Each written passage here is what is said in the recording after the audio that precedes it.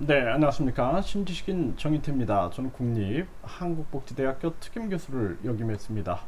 네, 불법 체류자가 40만이 되고요. 범죄도 급증하고 있다는 것입니다.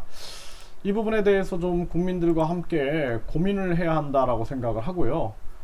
날 무시한다, 대낮 하교하는 여중생의 중요 부위를 걷어찬 불체자, 이러한 사건들이 있었고요. 또 이 불법 체류자도 귀한 몸 한국 비자 국적 상관없이 채용하고 있다. 지금 이제 한국의 이러한 어, 일손이 부족한 농가나 건설 현장에서는 불법 체류자를 채용하는 일이 증가가 되는 거예요. 결국에는 일할 사람이 없는 거예요. 이렇게. 그래서 우리가 이러한 부분들 한번 깊이 고민할 필요가 있다. 저는 이렇게 생각을 하고요. 그래서 사실상 비자 없어도 상관없다, 뭐 숙소 준비돼 있다, 국적 상관없다, 이런 정황들이 진행이 되고 있는 거죠.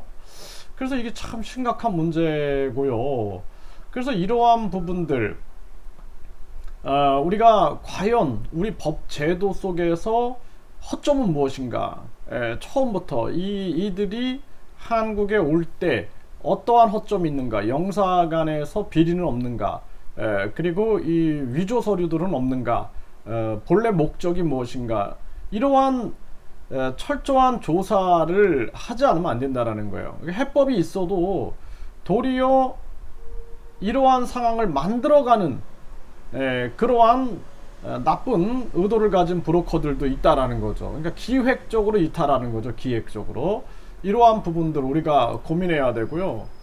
거주지에서 마약 상습 흡입, 불법 체류자 3명 구속 영장이 청구가 됐고, 원룸서 신종 마약 투약 불법 체류자들 무더기로 붙잡혔다라는 거죠. 그래서 결국에는 이 코로나 탓에 하늘길 막혀서 불법 체류자가 40만 명이 육박되고 있다. 이렇게 보도가 나오고 있는데요. 일단은 예를 들어서 사람들이 이제 한국에 오는 이유가 돈. 그러니까 우리 한국인들도 마찬가지거든요. 한국인들도 과거에 미국에 돈 벌기 위해서 불법 체류하고 이런 경우도 굉장히 많았습니다. 그래서 지금 개발도상국 국가들이 한국에 와서 돈을 벌기 위해서 한국으로 가야 되는데, 그러기 위해서는 비자를 받아야 되는데, 비자를 받기 위해서는 조건이 있거든요. 조건. 근데 그 조건을 충족하지 못하면 위조 서류를 만드는 거예요. 이런 일들이 계속 벌어지는 겁니다. 그래서 위장 결혼으로 들어온다든지, 위장 유학으로 들어온다든지, 위장 노동으로 들어온다든지, 위장 여행으로 들어온다든지, 위장 방문으로 들어온다든지, 이런 식으로 와서 결국에는 불체자가 되고 돈을 버는 거죠. 계속. 그리고 나서 나중에는 뭐 잡혀도 뭐 추방 당하면 되니까, 또 다시 위조해서 들어오면 되니까, 이런 생각들을 할 수 있다라는 거죠.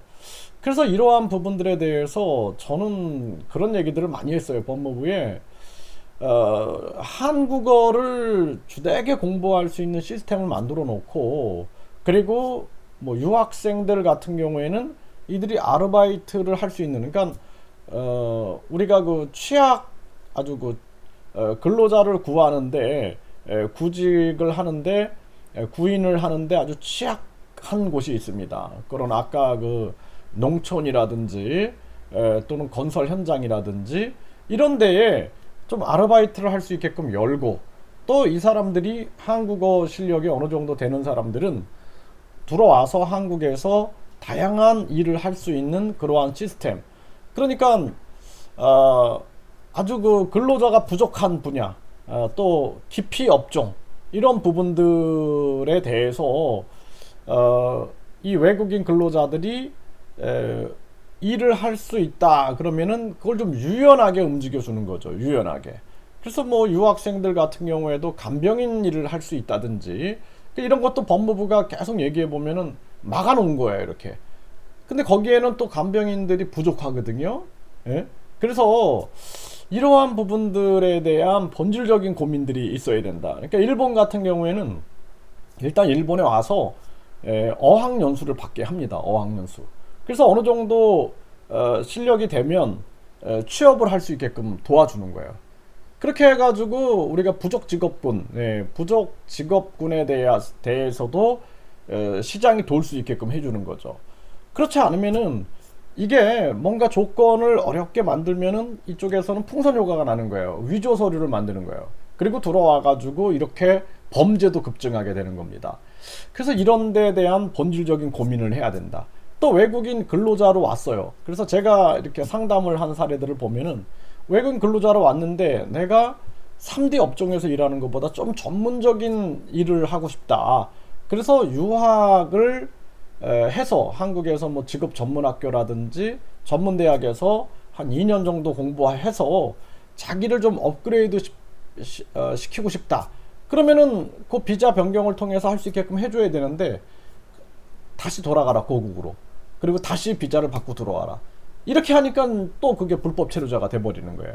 또 유학생 같은 경우에도 아까 말씀드렸던 것처럼 간병인이라든지 또는 다양한 아르바이트를 할 수 있는 우리가 이제 뭐 시장이라는 것이 부족 직업군이라는 게 많이 있거든요. 할 수 있게 한다라면은 그러면은 이렇게 불법 체류자가 많이 만들어지지 않는다라는 거예요. 그리고 영사관이나 출입국에서 비리가 있는 경우 그 브로커들하고 공무원들이 연결돼 가지고 이름만 주는 거예요. 이름만 건네주고 이 사람 비자를 주세요. 그리고 뒷돈이 오가면은 결국에는 그들이 범죄자들이 되게 한국으로 들어올 수가 있게 되는 거죠. 이러한 부분들을 통찰하고 제가 최근에도 한 경찰관에게 이런 상담을 해준 적이 있어요. 그래서 뭐 결혼 이주한 여성분들이 훌륭하신 분들도 계시지만 반면에 위조 서류를 해서 위장 결혼을 하고 또 위조 서류를 만들어 가지고 뭐 계절 근로자라든지 또는 근로자들로 위장시켜 갖고 들어오는 경우가 있다. 이러한 부분들이 뒷돈 거래를 통해서 진행되고 있는데 이것이 공무원들하고 연계된 그러한 사건들이 많이 터지고 있다. 이런 것들을 경찰관에게 제가 상담을 해준 적이 있어요. 한 일주일 정도 계속 끊임없이 상담을 해줬는데 이러한 부분들을 가지고 우리가 본질적인 문제를 통찰해서 해결하는 노력, 이러한 것이 굉장히 필요하고 한국은 저출산 고령화 문제 굉장히 심각하죠. 앞으로 이러한 문제가 감당할 수 없을 거예요. 감당할 수 없을 정도가 될 거다.